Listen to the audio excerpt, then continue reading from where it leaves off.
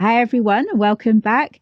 The Wizard arrived with me in March 2020, just 1 week before England went into its first COVID lockdown. The intention was to set him on the right path and then wave him off to his forever home. And yet 4 years later, he's still here and he's now a life foster. So what happened? Let's find out what's been going on.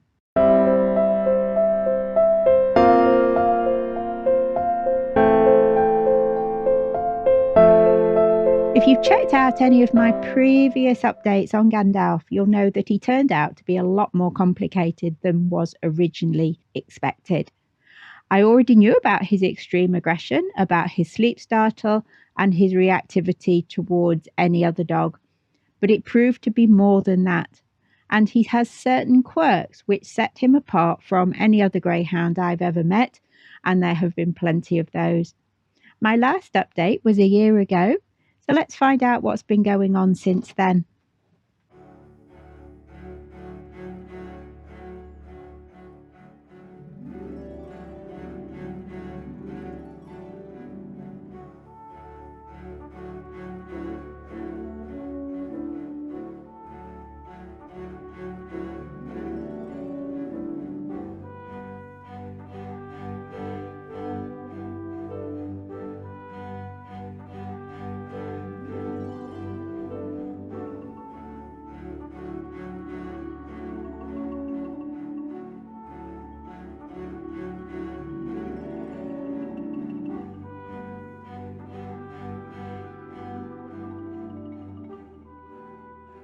The big change that I'm seeing in this last year is that he seems much more settled.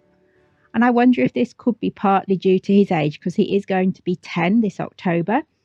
But is it also because he's finally finding his groove? And despite his ongoing issues, he is much easier to live with than he was previously.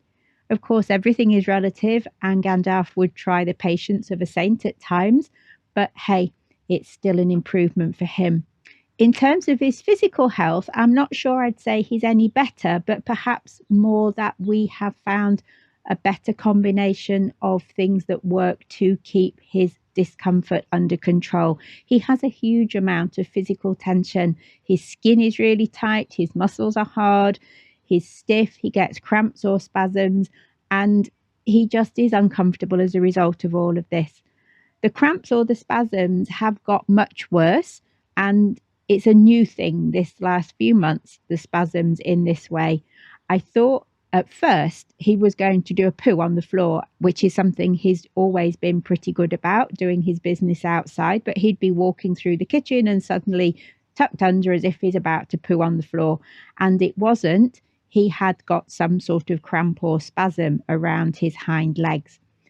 And he just suddenly hunches up and you think there's going to be an accident, but there isn't. He's back on anti-inflammatories rather than straightforward pain relief, and we've increased his physio appointments to every 2 weeks to try and work the tension out of the muscles. He's also having heat treatment, and I keep him well wrapped up when it's cold to try and keep everything warm for him. In addition to that, we've reduced the length of his walk. So although he does enjoy going for a walk, we're not going as far, because if he does too much, I really know about it later. He's grumpy, and for the rest of the day, you can hear him dragging his back toes on the floor as he walks instead of picking them up, because he doesn't manage to bend his knees as much as he should to lift his back feet clear of the floor when he walks. Of course, he's a greyhound, so this discomfort doesn't stop him at the time, but of course he suffers later, and then everyone else suffers later as well. He's also been growing a skin tag over the last few months, so look away now if you don't want to see the skin tag. It's not the nicest thing to see.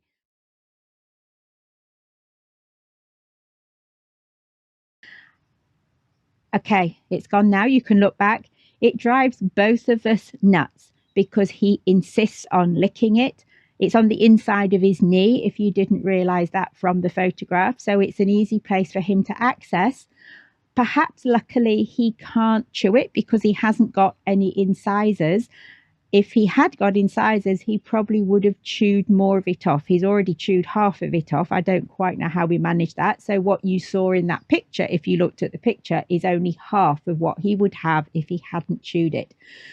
However, he does insist on licking it. And at the moment I stop him, he starts again. The only way to deal with this is to cover it with a towel. And then it seems to be out of sight, out of mind. I can't do that all the time. And other than putting him in a pair of leggings, it's a really difficult place to prevent chewing. I don't want him having to wear a muzzle or a collar all of the time.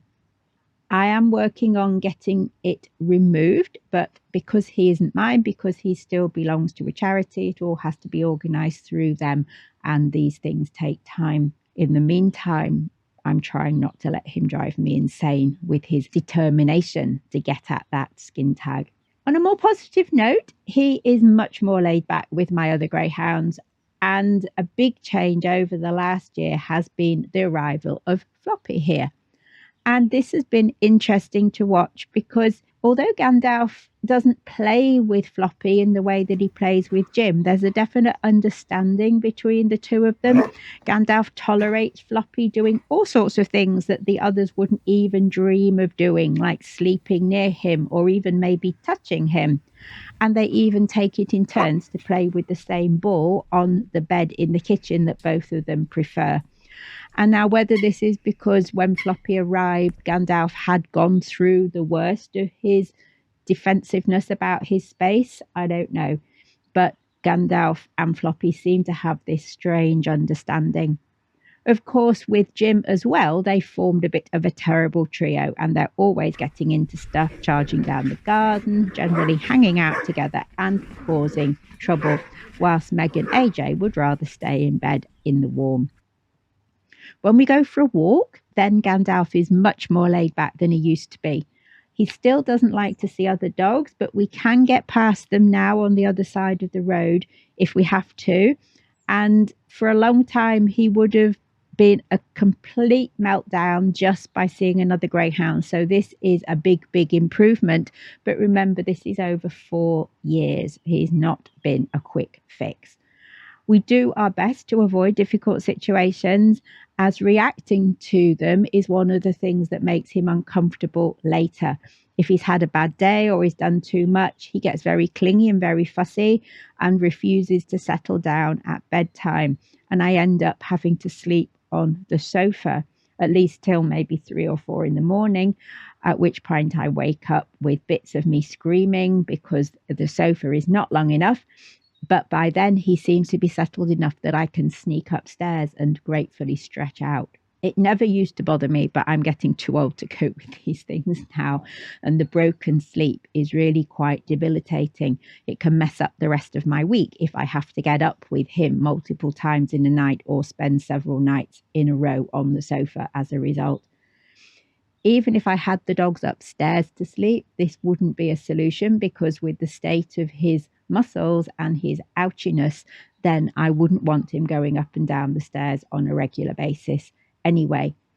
And this does mean that instead I'm looking at replacing the sofa with one that's more comfortable to sleep on. That about sums things up for now, where we are with Gandalf. As always, he's always been a real character, very much his own dog, and he expects the world to revolve around him and his needs. He is bereft if he loses his blue ball, with capital letters for the blue and the ball.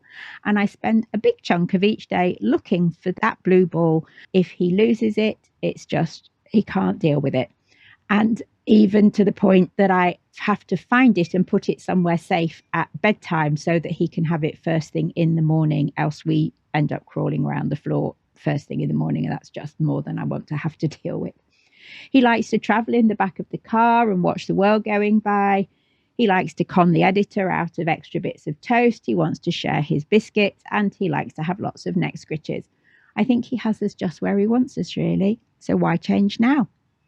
That's all for today. Floppy and I will be back again later, if he's awake, of course, and we'll see you in the next video. Bye-bye.